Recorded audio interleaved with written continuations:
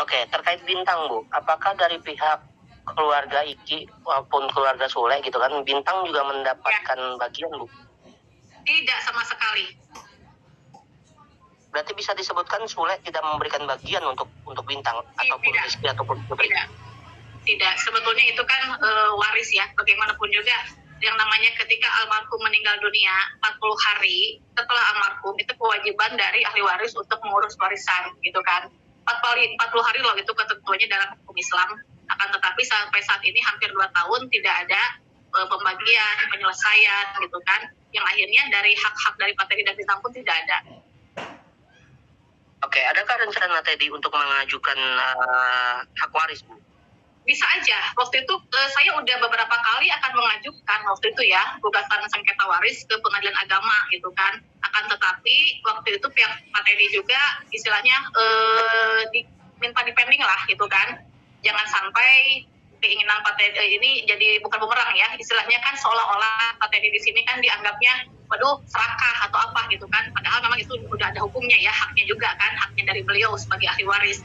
Akan tetapi dia mencoba untuk istilahnya ikhlas gitu kan, sabar ya, tidak akan mengusik kecuali dari pihak Rizky, dari pihak mereka yang mengajukan duluan gitu kan. Tapi kalau Pak Teddy sendiri tidak akan mengajukan untuk sementara. Lalu bagaimana dengan nasib Bintang, Bu, saat ini? Nasib Bintang sekarang posisinya memang diasuh di saudaranya ya, di kurang lebih dari Jakarta kalau masalah ya, gitu kan, dari Jakarta. Tapi kalau lokasinya memang saya nggak tahu ya. Cuman Dede Bintang memang beberapa kali katanya pernah dititipkan ke keluarganya. Karena Pak Teddy sendiri kan sibuk ke pengurusan ya mencari nafkah lah ya. Kan? Akhirnya mau nggak mau Dede Bintang dititipkan ke saudaranya. Ke saudaranya Pak Teddy, Bu? Iya, saudaranya katanya. Nah, untuk kehidupan Bintang sendiri saat ini seperti apa, Bu ya? Maksudnya dalam konteks apakah Pak Teddy memberikan nafkah juga buat Bintang gitu atau seperti apa? Jelas, itu kan anaknya, itu kewajibannya gitu kan. Itu pasti sampai sekarang pun yang memenuhi nafkah dari Bintang ya Pak Teddy sendiri. Apakah dari kakaknya Fridelina atau Rizky Febian kasih nafkah tiap bulan buat susu atau? Kalau itu sih saya kurang tahu ya. Cuman terakhir Pak Teddy ngomong ke saya sih nggak ada ya. Tapi kalau memang ada dari Putri ya alhamdulillah. Tapi keterangan dari Pak Teddy ke saya sih nggak ada gitu. Kalau aku mau nanya, mungkin ada sedikit aku kurang paham. Kalau misalkan 5 miliar dengan yang Kijang Innova itu beda laporan ya Kak? Satu laporan yang sama. Jadi di bulan Maret 2021 itu Rizky Febian melaporkan Teddy terkait 3 objek. 1 kos-kosan, kedua uang 5 miliar, ketiga mobil Kijang Innova. Nah, akan tetapi yang naik itu Pak Teddy sebagai tersangka hanya Kijang Innova aja.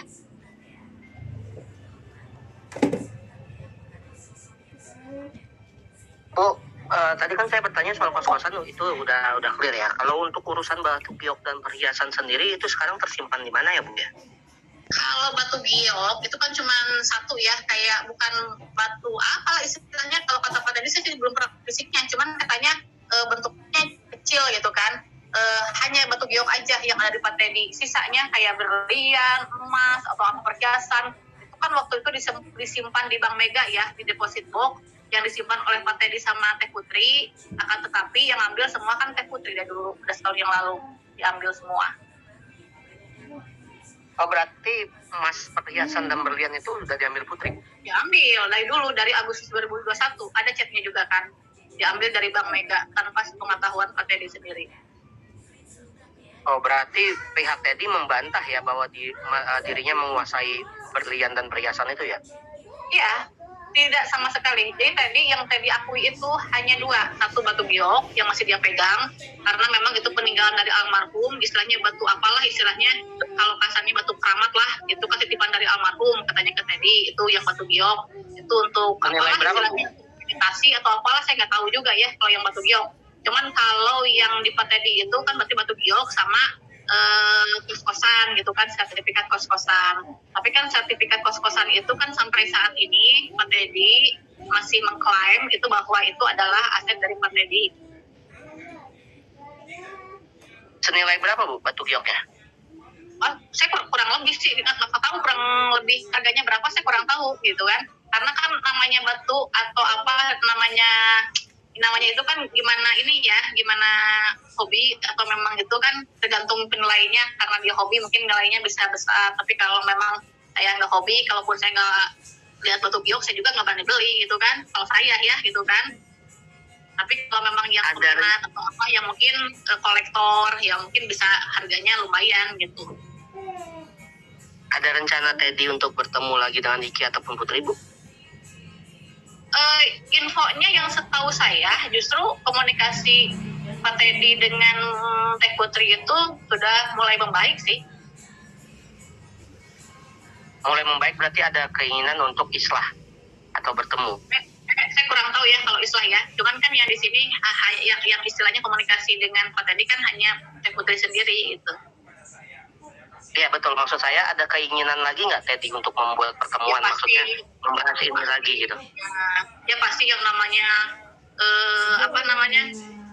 apa sih, kalau memang ada niat istilahnya dua-duanya, misalkan ya ikhlas lapang dada sama-sama istilahnya mengedepankan musyawarah, bagaimanapun juga kan di sini kan istilahnya ada hubungan keluarga ya gitu kan, masih ada hubungan terikat kekeluargaan. Ya ayolah bersama-sama, toh istilahnya yang terbukti di polisi itu kan terbukti juga ya, belum sampai pengadilan ini.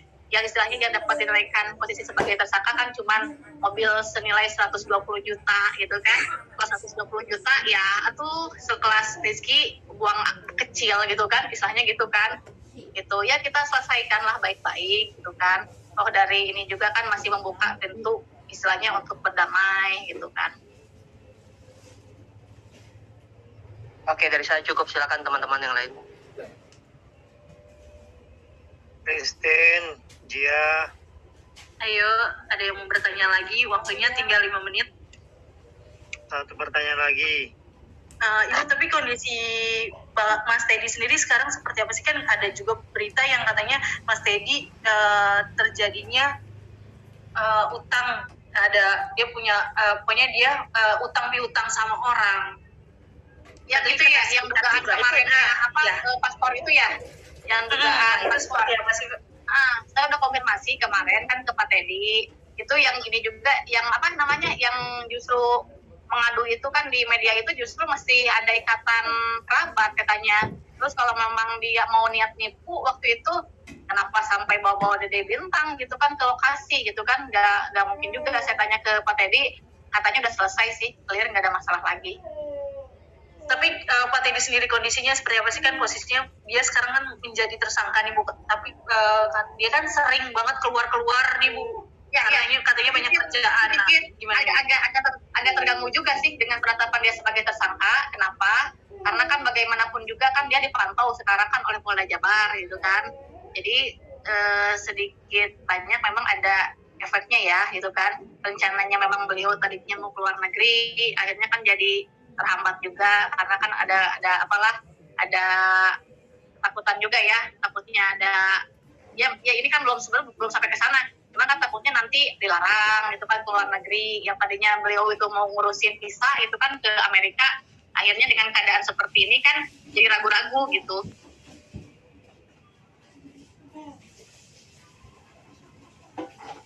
Oke, gimana, ada yang mau bertanya lagi? Gua sih udah clear ya.